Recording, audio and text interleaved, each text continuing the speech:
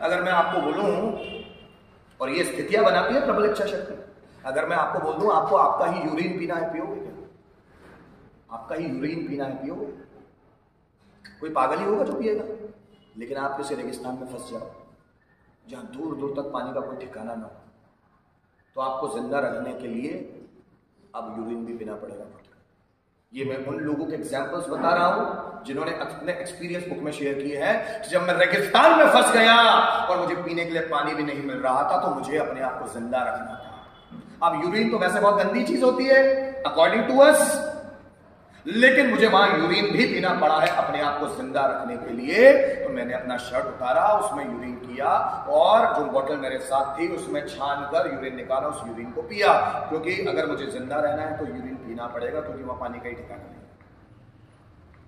प्रबल इच्छा शक्ति।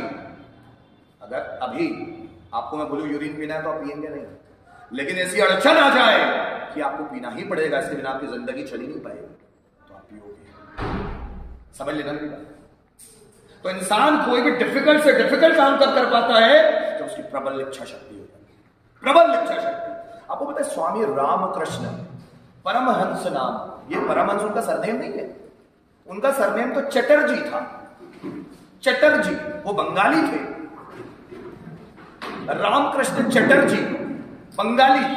परमहंस क्यों बन पाए पता है आपको? परमहंस का मतलब क्या होता है? साधु में बहुत सारी अलग अलग कैटेगरीज होती है। संत होता है, साधु होता है, योगी होता है, महायोगी होता है, हंस होता है, परमहंस होता है। उस परमहंस है सबसे टॉप लेवल की, साधु की सबसे टॉप पोजीशन पे बैठे हुए हैं। उन्होंने पीएचडी कर ली है साधु में, उसको बोलते हैं परमहंस। परमहंस मतलब क्या?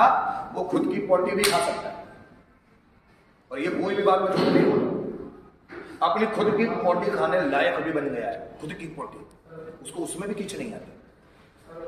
स्वामी रामकृष्ण परमहंस की मूवी है स्वामी विवेकानंद, उसमें रामकृष्ण परमहंस मिथुन बने हुए, आप देखना।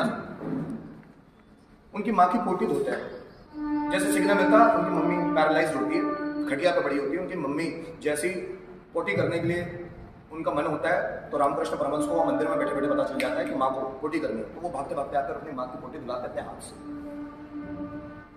और परमहंस वो साधु होता है जिसको किसी चीज में अच्छा बुरा समझ नहीं आता। वो अपनी पोटी तक खा सकता है और उसको किसी तरह की कोई कीच नहीं है। इतना कंट्रोल हो गया अपने आप का, इतना कंट्रोल। अभी आपको सुनने में थोड़ा सा अटपटा लग रहा होगा, लेकिन उस लेवल पर पहुंचने में व्यक्ति को ऐसा हो जाता है। और वो व्यक्ति शमशान में एक लाश के साथ भी सोएगा उतने ही सुकून के साथ जैसे कोई मखमल के गड्ढे में सोएगा। लाश के साथ भी सोएगा उतने ही सुकून के साथ। आपने अघोरियों के बारे में शायद सुना नहीं है, वैसे ही होता है। जिन चीजों का बुरा मानते हैं उन चीजों, वो चीजों उनके लिए फेवरेट होती है। डेड बॉडी को ही नोच नोच के खा सकते हैं, आके निकाल के खाएंगे। आपको लगेगा कितना घिनौना काम है, पर उनके लिए, क्योंकि वो शिव के भक्त हैं। अघोरी मतलब they are the devotees of Lord Shiva. और शिव मतलब क्या? ऐसी सभी चीजें जिसको आप धिक्कारते हैं, शिव उसको अपनाते हैं। आप सांप को घर में से भगाते हो, मार डालते हो, शिव गले में लगाते हैं। आप शेर से डरते हो, उससे दूर रहते हो, शिव उसकी खाल पहनते हैं। आप शमशान में नहीं जाते, आप राख से दूर रहते हो, मौत से डरते हो, शिव नहीं मौत की राख अपने में भस्म रमाए रहते हैं। आप समझ रहे हो मेरी बात? शिव वो इसलिए है। आप विष से दूर भागते हो, विष से मौत होती है, वो विष अंदर रहते हैं। समझ रहे हो मेरी बात? आप शमशान से दूर रहते हो, वो शमशान में जाकर ही योग करते हैं। आप शांत रहने से डरते हो, शिव आदि योगी ही है कि जो संसार जिन चीजों को छोड़ता है, धतूरा कहीं भी इस्तेमाल नहीं होता, वो शिव को इस्तेमाल होता है। कहीं भी किसी भी देव को नहीं चलता, काम की चीज ही नहीं होती धतूरा, वो शिव जी इस्तेमाल में लाते हैं। कि जिसको दुनिया ने त्यागा उसको शिव ने बनाया। और शिव के जितने भी अघोरी होते हैं, जितने भी शिव को मानने वाले लोग होते हैं, वो भी ऐसे होते हैं। जिसको आप छोड़ दोगे, डेड बॉडी, आप तो छोड़ दिया उसको, नदी में बहा दिया कुछ लोगों ने, वो डेड बॉडी को लेते हैं, उसी को खाते हैं। आप बोले कितना घिनौना काम है, लेकिन उनके लिए अच्छा काम है। उनके लिए अच्छा काम है। वो किसी चीज से चिढ़ते ही नहीं, बच्चे की तरह होते हैं। छोटा बच्चा होता है ना, छोटा बच्चा इज लाइक अ अघोरी।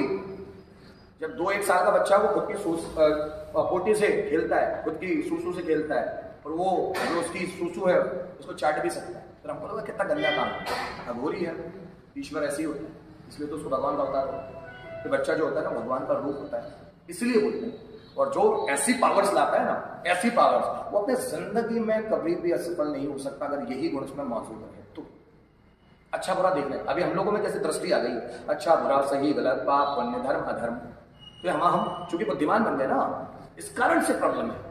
बच्चा बुद्धिमान नहीं है, बच्चा बुद्धिमान नहीं है, इस कारण से उसमें सफल होने के सारे गुण हैं।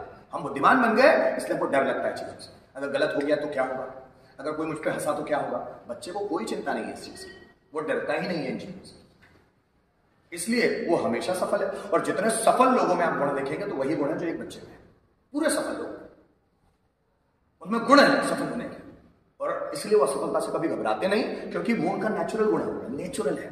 क्योंकि एडिसन 27 दिन तक लैब में बल्ब बनाने के लिए रहते हैं तो वो कभी डरते नहीं है उनसे, बिना खाना खाए रह लेते हैं, बिना पानी पिए, कभी कभी तो सोते ही नहीं है, 2-2 दिन तक नहीं सोते। क्यों पता है? क्योंकि वो क्वालिटी उनके अंदर है कि काम ही करना है बस। निराश भी होंगे तो देख लेंगे, कोई चीज नहीं भी करवाए तो देख लेंगे, वो गुण उनके अंदर है। ऐसा व्यक्ति असफल नहीं हो सकता।